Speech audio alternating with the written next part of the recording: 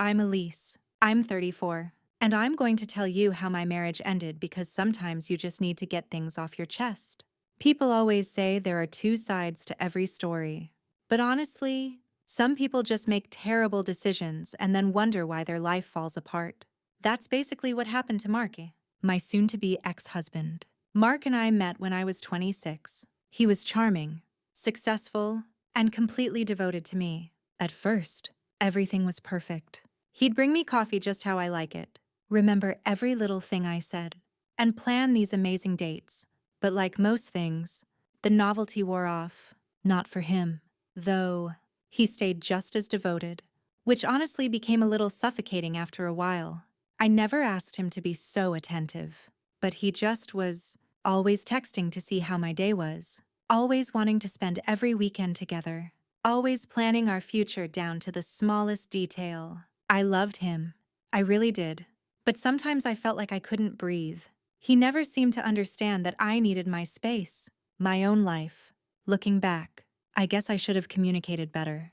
But who has time for that when you're busy with work and friends and trying to maintain some sense of self? Mark just didn't get that. A relationship doesn't mean you stop being an individual. The first real crack in our marriage happened about 3 years in. Mark's job was getting more demanding, and he was working longer hours. I was lonely, sure, but I never complained. Instead, I started hanging out more with my friend Jenna and her group. That's where I met Kyle. Kyle was everything Mark wasn't. Unpredictable, exciting, a little dangerous. He paid attention to me in a way that felt new and thrilling. We never did anything physical at first, just talked and flirted harmlessly. Mark never suspected a thing because he trusted me completely. Maybe too much. One night, Mark came home late from work, looking exhausted. I'd been texting Kyle all evening, feeling that rush that comes with doing something you shouldn't. Mark tried to talk about his day, but I was barely listening. When he noticed I was distracted, he asked what was wrong. Nothing's wrong, I said, putting my phone face down on the table. Just tired. He didn't push it. He never did. That was Mark's problem. He avoided conflict at all costs, even when he should have stood up for himself. He'd back down to keep the peace. I used to find that endearing, but eventually it just felt weak. Kyle and I started meeting for coffee, then lunch, then dinner. It was innocent. Really, we were just friends. Okay, maybe not completely innocent, but it wasn't like I was cheating.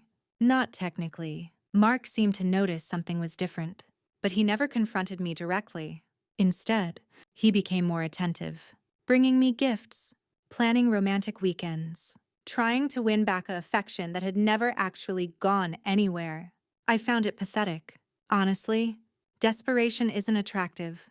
The turning point came when Mark planned this elaborate anniversary trip to a bed and breakfast in the mountains.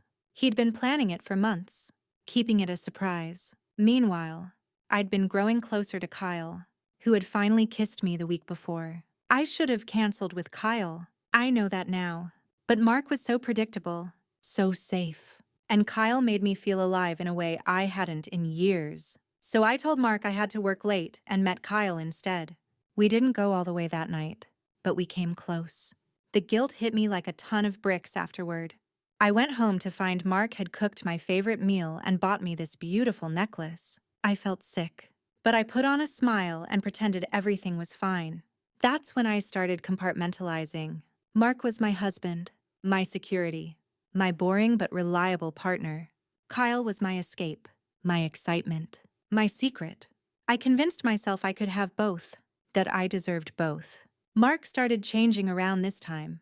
The light in his eyes dimmed. He stopped planning surprises.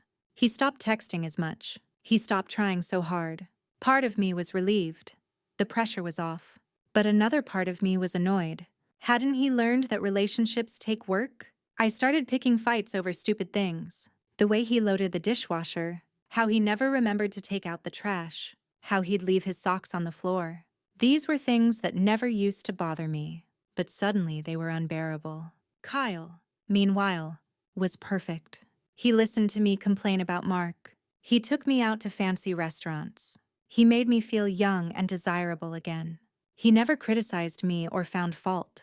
At least, Not at first. 6 months into my affair, Mark came home early from work and found Kyle and I on our couch. We weren't doing anything, just talking.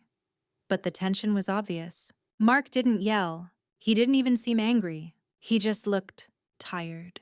"Who's this?" he asked, his voice flat. "This is Kyle," I said, standing up. "He's a friend from Jenna's group." Mark nodded slowly. "Right. A friend." He went into the bedroom and closed the door. Kyle left shortly after, giving me a sympathetic look that made me want to slap him. This wasn't his fault. It was Mark's, for being so boring, so predictable, so utterly unexciting. When Mark came out of the bedroom, he had a suitcase packed. "I'm going to stay with my brother for a few days," he said, not meeting my eyes. "We need to think about what we want." I was stunned. He was leaving me, after all I'd put up with from him. The audacity. "Fine," I said, crossing my arms. "Maybe some time apart is exactly what we need." He left without another word. I called Kyle immediately, and he came over. We slept together that night for the first time. It wasn't magical or life-changing. It was just sex. But it was with someone who wanted me, who chose me, who wasn't Mark. The next few weeks were a blur. Mark and I barely spoke. He stayed with his brother, then got an apartment. I started spending more time with Kyle, who quickly revealed himself to be not so perfect after all. He was jealous, controlling, and had a temper. But by then, I was in too deep. Mark filed for divorce 2 months later. I was shocked. I thought we were just taking a break, that he'd come back eventually and we'd work things out. But he was done. The divorce was messy. Mark had been saving money for years, while I spent most of mine on clothes and dinners out. He had proof of my affair, photos, texts, everything. I had nothing but my word that I hadn't been happy, that he had driven me away with his dullness and predictability. Our friends took sides. Most of them took Mark's. Even Jenna, who had introduced me to Kyle, stopped talking to me. She said I had changed, become someone she didn't recognize. I told her she was being judgmental and that true friends would support me no matter what. Kyle and I moved in together after the divorce was finalized. I thought this was my fresh start, my chance at happiness with someone who actually understood me. But the reality was far different. Kyle's temper got worse. He criticized everything I did. He controlled who I could see and where I could go.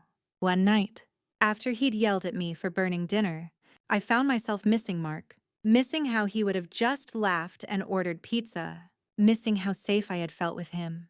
But I pushed those thoughts away. Mark had given up on us, not the other way around. The final straw with Kyle came 6 months after we moved in together. I came home to find him with another woman, in our bed. The irony wasn't lost on me. I moved out the next day, with nowhere to go and no one to call. My parents were disappointed in me. My friends had all distanced themselves. Mark was obviously out of the question. I ended up in a small apartment in Chicago, starting over completely. I got a job at a boutique downtown, trying to rebuild my life one day at a time. Sometimes I think about Mark, wonder if he ever thinks about me, if he ever forgives me. But then I remember how he just gave up on us, how he didn't fight for our marriage. And I get angry all over again. Last week, I saw Mark's brother at the grocery store. He told me Mark is doing well. He got a promotion at work, bought a house, and is dating someone new, someone nice. His brother said, with emphasis that felt like a punch to the gut. I smiled and said I was happy for him. But inside, I was seething. How dare he move on so easily? How dare he be happy when I'm struggling? After everything I went through because of him. People tell me I need to take responsibility for my actions, that I ruined my own marriage. But they don't understand what it was like being with Mark, how suffocating it was, how I had to find happiness elsewhere because he couldn't provide it. I'm not perfect, but neither was he. And yet he's the one who came out on top, while I'm here alone in Chicago, starting from scratch at 34. It's not fair, but life rarely is. Sometimes I think about reaching out to Mark, to apologize, to explain, but then I remember how he just walked away, how he didn't fight for us. And I know I could never forgive him for that, even if he could forgive me for everything else. So here I am, alone but not lonely, At least that's what I tell myself. I'm better off without Mark, without Kyle, without any of them. I'm free to be myself, to live life on my own terms. And if that means being alone sometimes, well, that's better than being with someone who doesn't really see you, who doesn't really understand you, who just gives up when things get hard. Mark may have moved on, but I'm moving forward. And someday, I'll find someone who deserves me, someone who won't give up so easily. Until then, I'm fine on my own. Really, I am.